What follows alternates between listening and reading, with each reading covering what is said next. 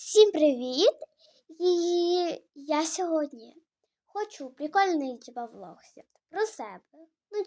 Пару фактів про мене.